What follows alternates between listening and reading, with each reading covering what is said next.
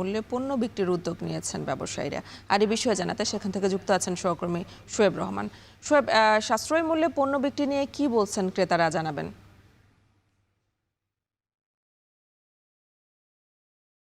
আমরা যে চিরচেনা রূপে অভ্যস্ত সেটি হলো যে উৎসব পার্বণে দেশের প্রতিটি বাজারে কিংবা স্থানীয় যে দোকানগুলো রয়েছে সেখানেও কিন্তু পণ্যের দাম বেড়ে যায়। সেই জায়গা থেকে প্রতিবারই আমরা উদাহরণ দিই যে বিশ্বের নানান দেশে উৎসবের সময়ে ডিসকাউন্ট প্রাইসে পণ্য বিক্রি করা হয় এবং সেখান থেকে উদ্বুদ্ধ হয়েই কিন্তু চট্টগ্রাম জেলা প্রশাসনের উদ্যোগে চট্টগ্রাম রিয়াজউদ্দিন বাজার, যেটি চট্টগ্রামের অন্যতম বৃহৎ পাইকারি বাজার, সেই বাজারে কিন্তু ঈদের আগের 3 দিন অর্থাৎ 25, 26 এবং 27 মে এই 3 দিন কিন্তু এখানে মশলা জাতীয় যে পণ্যগুলো রয়েছে, বিশেষ করে আদা, রসুন, পেঁয়াজ, অন্যান্য যেই মশলা রয়েছে দারচিনি, এলাচ, লং সহ অন্যান্য যেই মশলার আইটেমগুলো রয়েছে সেই বাজারগুলোতে কিন্তু পণ্যগুলোতে কিন্তু ডিসকাউন্ট প্রাইসে ব্যবসায়ীরা বিক্রি করবেন বলে জানিয়েছেন। তারা বলছেন যে বাজারে যে প্রচলিত দাম রয়েছে সেখান থেকে 10 থেকে 15% হারে ডিসকাউন্টে তারা সেই পণ্য বিক্রি করবেন এবং জেলা প্রশাসন মূলত এই উদ্যোগটি নেয় এবং ব্যবসায়ীদের নেতাদের সাথে কথা বলে তারা এটি বাস্তবায়ন করছেন।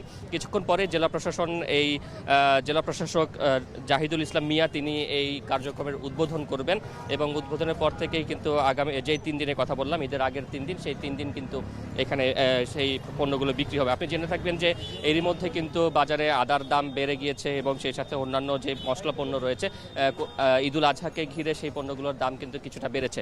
তবে ব্যবসায়ীরা বলছেন যে অন্যান্য বাজারে যে দরে বিক্রি হয় সেখান থেকে কিন্তু এখন এই বাজারে কিছুটা কম দরেই পাওয়া যাবে।